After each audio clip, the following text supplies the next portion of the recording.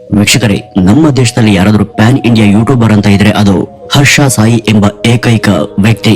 ಆತ ತೆಲುಗು ಭಾಷಿಕನಾಗಿದ್ರು ಕೂಡ ಬೇರೆ ಬೇರೆ ಭಾಷೆಯಲ್ಲೂ ಕೂಡ ಆತನ ಚಾನೆಲ್ಗಳು ಇದ್ದಾವೆ. ಅಲ್ಲೂ ಕೂಡ ಆತನಿಗೆ ಕೋಟಿ ಕೋಟಿ ಚಂದಾದಾರರು ಇದ್ದಾರೆ, ಅದು ಕೂಡ ಕೆಲವೇ ವಿಡಿಯೋಗಳಿಂದ. ಆದ್ರೆ ಇಡೀ ದೇಶದಲ್ಲಿ ಇಷ್ಟೊಂದು ಫೇಮಸ್ ಆಗಿರುವಂತ ಹರ್ಷ ಸಾಯಿ ಈಗ ಎಲ್ಲಿದ್ದಾರೆ, ಯಾಕೆ ಎಲ್ಲೂ ಕೂಡ ಕಾಣಿಸ್ಕೊಳ್ತಿಲ್ಲ, ಅವ್ರು ಯಾಕೆ ಯಾವ ವಿಡಿಯೋಗಳನ್ನು ಕೂಡ ಮಾಡ್ತಿಲ್ಲ ಎಂಬ ಪ್ರಶ್ನೆ ಅವರ ಅಭಿಮಾನಿಗಳಲ್ಲಿ ಮಾತ್ರ ಅಲ್ಲದೆ ಇನ್ನೂ ಕೂಡ ಅನೇಕರಲ್ಲಿ ಇರಬಹುದು. ಈ ನಿಮ್ಮ ಇದೇ ಒಂದು ವಾಹಿನಿಯಲ್ಲಿ ನಾವು ಹರ್ಷ ಸಾಯಿ ಬಗ್ಗೆ ಹಲವು ಸಲ ಚರ್ಚೆ ಮಾಡಿದುಂಟು. ಆ ಒಂದು ವಿಡಿಯೋಗಳಲ್ಲಿ ಈ ಹರ್ಷ ಸಾಯಿ ಯಾರು, ಇವರ ಹಿನ್ನೆಲೆ ಏನು, ಇವರ ಕೆಲಸ ಏನು, ಸೋಷಿಯಲ್ ಮೀಡಿಯಾದಲ್ಲಿ ಇವರು ಸೃಷ್ಟಿ ಮಾಡದಂತ ಸಂಚಲನ ಎಂತದ್ದು, ಜನಸಾಮಾನ್ಯರಿಗೆ ಇವರು ಮಾಡ್ತಿದ್ದಂತ ಸಹಾಯ ಹಾಗೂ ಇವರ ಸುತ್ತ ಎದ್ದಿದಂತ ವಿವಾದಗಳು, ಈ ಎಲ್ಲಾ ವಿಷಯಗಳ ಬಗ್ಗೆ ಕೂಡ ನಾವು ಡೀಟೇಲ್ ಆಗಿ ಬಹಳ ಹಿಂದೆನೆ ಕವರ್ ಮಾಡಿದ್ವಿ. ಒಂದ್ ಕಡೆ ಹರ್ಷ ಸಾಯಿ ತಮ್ಗೆ ಬರುವಂತ ಸೋಷಿಯಲ್ ಮೀಡಿಯಾದ ಆದಾಯದಲ್ಲಿ ಬಹುಪಾಲನ್ನ ಬಡವರ್ಗದ ಜನರಿಗೆ ಹೇಳ್ದೆ ಕೇಳದೆ ಸಹಾಯ ಮಾಡುವಂತ ಉದಾರಿಯಂತೆ ಕಂಡ್ರೆ, ಮತ್ತೊಂದ್ ಕಡೆ ಅವರಿಂದ ದೌರ್ಜನ್ಯಕ್ಕೆ ಒಳಗಾದಂತ ಯುವತಿಯೊಬ್ಬಳು ಗಂಭೀರ ಆರೋಪ ಹಾಗೂ ಬೆಟ್ಟಿಂಗ್ ಆಪ್ ಗಳ ಪ್ರಮೋಷನ್ ಇಂದಾಗಿ ಅವರೊಬ್ಬ ನಯವಂಚಕನ ರೀತಿ ಕಂಡಿದ್ದಿದೆ.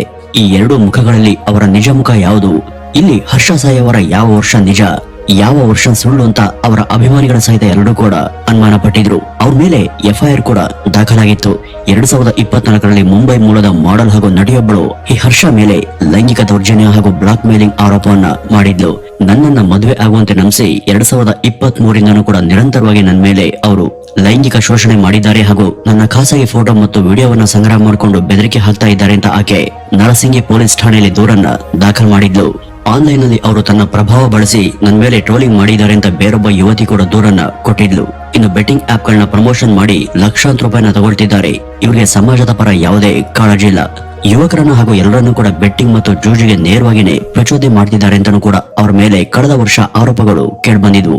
ಈ ಎಲ್ಲಾ ವಿಷಯಗಳ ಸಂಬಂಧವಾಗಿ ಅವ್ರ ಮೇಲೆ ಕೆಲವು ಸ್ಟೇಷನ್ಗಳಲ್ಲಿ FIR ಕೂಡ ದಾಖಲಾಗಿ ಅನೇಕಾರು ಕೇಸ್ಗಳು ಕೂಡ ಇನ್ನು ನಡೀತಾನೆ ಇದ್ದಾವೆ. ಇವುಗಳ ಸಲುವಾಗಿ ಅವರು ನಿರಂತರವಾಗಿ ಕೋರ್ಟ್ಗೆ ಅಲ್ಲಾಡ್ತಾನೆ ಇದ್ದಾರೆ.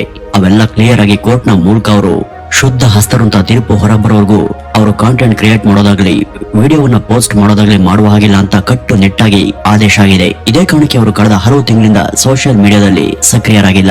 2023 ಮತ್ತು 2024ರವರೆಗೂ ಮುಂಬೈ ಮೂಲದ ಯುವತಿಯಿಂದ ಬೆದರಿಕೆ ಹಾಕಿ ಸುಮಾರು 2.5 ಕೋಟಿ ರೂಪಾಯಿ ಹಣವನ್ನು ದೋಚಿದ್ದಾರೆ ಎಂಬ ಆರೋಪ ಅವ್ರ ಮೇಲಿತ್ತು. ಈ ಒಂದು ವಿಷಯವಾಗಿ ಸೈಬರಾಬಾದ್ ಪೊಲೀಸರು ಕೇಸನ್ನು ದಾಖಲು ಮಾಡಿ ದೂರನ್ನು ಕೊಟ್ಟಿದ್ದಂತ ಸಂತ್ರಸ್ತೆಗೆ ಧೈರ್ಯವನ್ನು ಹೇಳಿ ಅವರನ್ನ ಮೆಡಿಕಲ್ ಚಿಕಿತ್ಸೆಗೆ ಒಳಪಡಿಸಿದ್ರು. 2025ರ ಮಾರ್ಚ್ ನಲ್ಲಿ ಇವರ ಜೂಜಿನ ಪ್ರಮೋಷನ್ ಇಂದಾಗಿ ಹೋಟೆಲ್ ನ ಕೆಲಸಗಾರನೊಬ್ಬ ಆ ಒಂದು ಆಪ್ ಅನ್ನ ಡೌನ್ಲೋಡ್ ಮಾಡಿಕೊಂಡು ಸುಮಾರು 1,000 ರೂಪಾಯಿ ಹಣವನ್ನ ಕಳ್ಕೊಂಡಿದ್ದ. ಹರ್ಷ ಸಾಯಿ ತನ್ನ ವಿಡಿಯೋಗಳಲ್ಲಿ ನೀವು ಜಸ್ಟ್ 20,000 ರೂಪಾಯಿ ಹಾಕಿದ್ರೆ ಶೇಕಡ 150% ಬೋನಸ್ ಬರುತ್ತೆ ಅಂತ ಪ್ರಮೋಟ್ ಅನ್ನ ಮಾಡಿದ್ರು. ಅದನ್ನ ನಂಬಿ ಆ ವ್ಯಕ್ತಿ ಹಣವನ್ನ ಕಳ್ಕೊಂಡಿದ್ದ.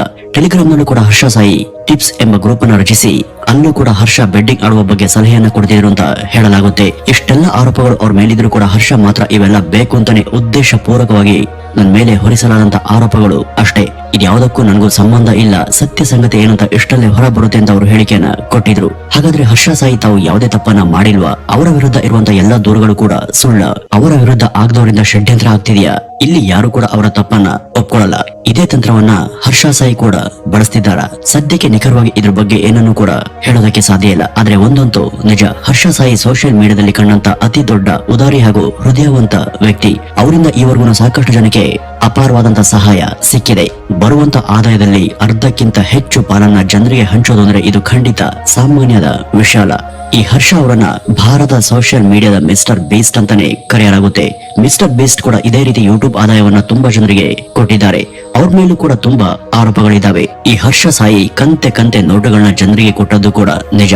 ಇದು ಎಷ್ಟು ಮಟ್ಟಿಗೆ ನಿಜ ಅಥವಾ ಇದು ಬರೀ ಪಬ್ಲಿಸಿಟಿ ಗಿಮಿಕ್ ಅಂತ ಬೇರೆಯವರು ರಹಸ್ಯವಾಗಿ ಪತ್ತೆ ಹಚ್ಚೋದಕ್ಕೆ ಮುಂದಾದಾಗ ಇಲ್ಲ, ಅವರು ಸಹಾಯ ಮಾಡಿದ್ದು ನಿಜ ಅಂತಾನೂ ಕೂಡ ದೃಢಪಟ್ಟಿತ್ತು. ಇವತ್ತಿನ ಪೆಟ್ರೋಲ್ನ ದುಬಾರಿ ದರದ ಪರಿಸ್ಥಿತಿಯಲ್ಲೂ ಕೂಡ ಇಡೀ ಒಂದು ಬಂಕನ್ನೇ ಬುಕ್ ಮಾಡಿ ಅನೇಕರಿಗೆ ಉಚಿತವಾಗಿ ಅವರು ಒಂದ್ಸಾರಿ ಪೆಟ್ರೋಲ್ ಅನ್ನ ಕೊಟ್ಟಿದ್ರು. ಇಂಥ ವ್ಯಕ್ತಿ ಯಾಕೆ ಯಾರೋ ಅಸಹಾಯಕ ಯುವತಿಯನ್ನ ಮೋಸ ಮಾಡೋದಕ್ಕೆ ಮುಂದಾಗ್ತಾರೆ? ಹೀಗಿರುವಾಗ ಹರ್ಷ ವಿರುದ್ಧ ಮುಂಬೈನ ಆ ಯುವತಿ ಮಾಡದಂತ ಆರೋಪ 2 ವರ್ಷಗಳ ಕೆಳಗೆ ಎಲ್ಲರನ್ನೂ ಕೂಡ ತಬ್ಬಿಬ್ ಮಾಡಿತ್ತು. ಆದ್ರೆ ಹರ್ಷ ಮಾತ್ರ ಯಾವುದೇ ಆರೋಪಕ್ಕೂ ಹೆಚ್ಚು ವಿಚಲಿತರಾದಂತೆ ಕಾಣಲಿಲ್ಲ. ಪೊಲೀಸರು ಅವರನ್ನ ಕರೆದೊಯ್ಯುವಾಗ ಸುತ್ತುವರೆದಂತ ಮಾಧ್ಯಮಗಳ ಕಡೆಗೆ ಅವರು ನಗ್ತಾನೆ ಮಾತನಾಡಿ ಸತ್ಯ ಏನು ಅಂತ ಇಷ್ಟರಲ್ಲೇ ಹೊರಬರುತ್ತೆ ಅಂತ ಹೇಳಿದ್ರು. ನಿಜವಾಗಿ ತಪ್ಪನ್ನ ಮಾಡದಂತ ವ್ಯಕ್ತಿ ಇಷ್ಟು ನಿರಾಳವಾಗಿ ಇರೋಕೆ ಸಾಧ್ಯನಾ? ಅವರ ಯೂಟ್ಯೂಬ್ ವಾಹಿನಿಗಳಲ್ಲಿ ಕಳೆದ 1.5 ವರ್ಷದಿಂದ ಕೂಡ ಯಾವುದೇ ಹೊಸ ವಿಡಿಯೋ ಬಂದಿಲ್ಲ.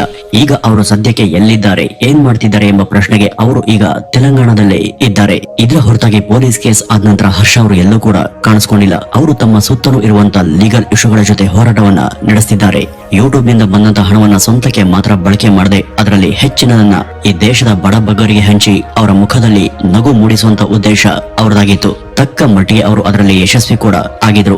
ಈ ಮೂಲಕ ತಮ್ಮ ಹರ್ಷ ಸಾಯಿ ಫೌಂಡೇಶನ್ ಅನ್ನ ವಿಸ್ತರಿಸಿ ದೇಶದ ಎಲ್ರಿಗೂ ಅದರಿಂದ ಆಹಾರ, ಆಶ್ರಯ, ಶಿಕ್ಷಣ, ಹೆಲ್ತ್ ಕೇರ್ ಸೌಲಭ್ಯ ಈ ರೀತಿ ಮೊದಲಾದವುಗಳನ್ನ ಧಾರಾಳವಾಗಿ ಕಲ್ಪಿಸುವಂತ ಕನಸನ್ನ ಕಂಡಿದ್ದಂತ ಹರ್ಷ ಅವರು ಸಹಾಯ ಮಾಡುವಂತ ವಿಷಯದಲ್ಲಿ, ಕಷ್ಟದಲ್ಲಿ ಇರೋರಿಗೆ ನೆರವಾಗುವಂತ ವಿಷಯದಲ್ಲೂ ಕೂಡ ಎಷ್ಟೋ ಜನರಿಗೆ ಸ್ಫೂರ್ತಿಯಾಗಿ ನಿಂತಿದ್ರು.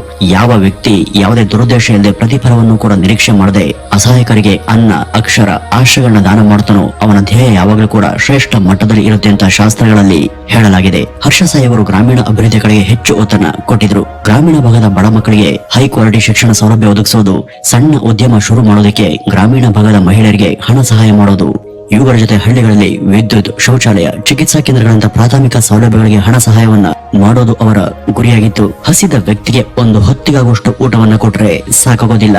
ಅದೇ ವ್ಯಕ್ತಿಗೆ ತನ್ನ ಕಾಲ್ ಮೇಲೆ ತಾನು ನಿಂತು ದುಡಿಯೋದಕ್ಕೆ ಶಕ್ತಿಯನ್ನು ತುಂಬುವುದು ನಿಜವಾದ ಸಹಾಯ ಎಂಬುದರಲ್ಲಿ ನಂಬಿಕೆ ಇಟ್ಟಿದ್ದಂತ ಹರ್ಷ ಸಾಯಿ ಚಿಕ್ಕ ಪುಟ್ಟ ಸಮುದಾಯಗಳಿಗೆ ಹಣಕಾಸಿನ ಸಹಾಯ ಮಾತ್ರವಲ್ಲದೆ ಅವುಗಳನ್ನ ಶಾಶ್ವತವಾಗಿ ಮೇಲೆತ್ತಿ ಮುನ್ನಡೆಸೋದಕ್ಕೆ ಬೇಕಾದಂತ ಸಹಾಯವನ್ನ ಮಾಡ್ತಿದ್ರು. ನಮ್ಮ ದೇಶದಲ್ಲಿ ಇಂಥ ಕೆಲಸ ಮಾಡೋದಕ್ಕೆ ಬೇಕಾದಷ್ಟು NGOಗಳು ಮತ್ತು ಚಾರಿಟಿಗಳು ಇದ್ದಾವೆ. ಹೀಗಿದ್ದು ಕೂಡ ನಮ್ಮ ದೇಶದಲ್ಲಿ ಬಡವರ, ಹಸ್ದವರ ಸಂಖ್ಯೆಗೇನು ಕಡಿಮೆ ಇಲ್ಲ. ಈ ಸಂಸ್ಥೆಗಳ ನಿಜಕ್ಕೂ ಟೊಂಕ ಕಟ್ಟಿ ಕಂಕಣ ಭದ್ರಾಗಿ ಕೆಲಸ ಮಾಡಿದ್ರೆ ದೇಶ ತಾಂತಾನೆ ಅಭಿವೃದ್ಧಿಯ ಹಾದಿಯಲ್ಲಿ ಸಾಗುತ್ತೆ. ಹರ್ಷ ಕೂಡ ಸಣ್ಣ ವಯಸ್ಸಿನಲ್ಲಿ ಇಷ್ಟು ದೊಡ್ಡ ಪ್ರಗತಿಪರ ಚಿಂತನೆಯನ್ನ ಹೊಂದಿದ್ದವರು. ಅವರು ಮಾಡದಂತ ಕೆಲಸಗಳು ನಿಜಕ್ಕೂ ಅನೇಕರಲ್ಲಿ ಈ ಒಂದು ನಿಟ್ಟಿನಲ್ಲಿ ಸ್ಫೂರ್ತಿಗೊಳ್ಳುವಂತೆ ಮಾಡಿದ್ವು. 2021ರ ಲಾಕ್ ಡೌನ್ ಸಮಯದಿಂದಲೂ ಕೂಡ ಹರ್ಷ ಸಾಯಿ ಮಾಡ್ತಾ ಬಂದಂತ ಸಾಕಷ್ಟು ದಾನ ಧರ್ಮದ ಕೆಲಸಗಳು ಹಲವರ ಬದುಕನ್ನ ಬದಲಿಸಿದ್ವು. ಇಂಥ ವ್ಯಕ್ತಿಯ ಮೇಲೆ ಕೇಳಿ ಬಂದಂತ ಅನಿರೀಕ್ಷಿತ ಆರೋಪಗಳು ಹಾಗೂ ಅದರಿಂದ ಅವರ ಕೆಲಸಗಳಿಗೆ ತಡೆ ಉಂಟಾಗಿದ್ದು ನಿಜಕ್ಕೂ ಬೇಸರದ ಸಂಗತಿ. ಅವ್ರ ಮೇಲೆ ಇರುವಂತಹ ಆರೋಪಗಳೆಲ್ಲ ಇನ್ನೂ ಕೂಡ ಕೋರ್ಟ್ ನಲ್ಲಿ ಚರ್ಚೆಯಲ್ಲಿದ್ದು ಯಾವೂ ಕೂಡ ಇನ್ನೂ ದೃಢಪಟ್ಟಿಲ್ಲ. ಅವು ದೃಢಪಟ್ಟು ತೀರ್ಪು ಹೊರಬರೋವರೆಗೂ ಅವರು ಜಸ್ಟ್ ಆರೋಪಿ ಮಾತ್ರ, ಅಪರಾಧಿ ಅಲ್ಲ. ಒಂದ್ ವೇಳೆ ಅವೆಲ್ಲ ಕ್ಲಿಯರ್ ಆಗಿ ಅವರು ಕ್ಲೀನ್ ಅಂತ ತೀರ್ಪು ಬಂದ್ರೆ ಅವರು ಮತ್ತೆ ಸೋಷಿಯಲ್ ಮೀಡಿಯಾದ ತಮ್ಮ ರೂಟೀನ್ಗೆ ಹಿಂದಿರಬಹುದು.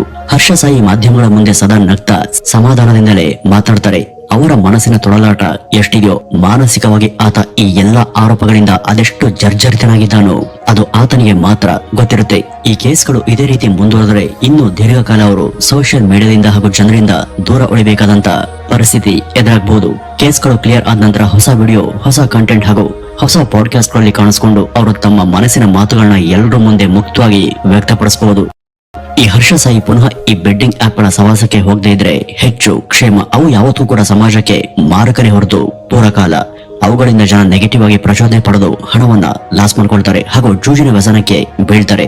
ಉಳಿದಂತೆ ಅವರು ತಮ್ಮ ಧ್ಯೇಯಗಳನ್ನ ಪೂರೈಸುವಂತ ಕೆಲಸದಲ್ಲಿ ತೊಡಗಿ ಮತ್ತೊಮ್ಮೆ ಜನರ ಜೊತೆ ಕನೆಕ್ಟ್ ಆಗ್ಲಿ. ಈ ಹರ್ಷ ಮೇಲೆ ಇರುವಂತ ಎಲ್ಲಾ ಆರೋಪಗಳು ಕೂಡ ತಣ್ಣಗೆ ಬಗೆಹರಿದು ಅವರು ಆ ಸಂಕೋಲೆಗಳಿಂದ ಹೊರಬರುವಂತಾಗ್ಲಿ ಮತ್ತು ಸೋಷಿಯಲ್ ಮೀಡಿಯಾದಲ್ಲಿ ಎಂದಿನಂತೆ ತಮ್ಮ ದಿನಚರಿಯನ್ನ ಮುಂದುವರಿಸಲಿ ಅಂತ ಆಶಿಸೋಣ. ವೀಕ್ಷಕರೇ, ಇದಿಷ್ಟು ಇವತ್ತಿನ ಈ ಒಂದು ವಿಡಿಯೋದ ಮಾಹಿತಿ. ಇನ್ನು ಈ ಹರ್ಷ ಬಗ್ಗೆ ನೀವೇನಾದ್ರೂ ಹೇಳ್ಬೇಕು ಅಂದ್ರೆ ಅದನ್ನ ಕಮೆಂಟ್ ಮೂಲಕ ಮುಕ್ತವಾಗಿ ಹಂಚ್ಕೊಳ್ಳಿ. ನಮಸ್ಕಾರ.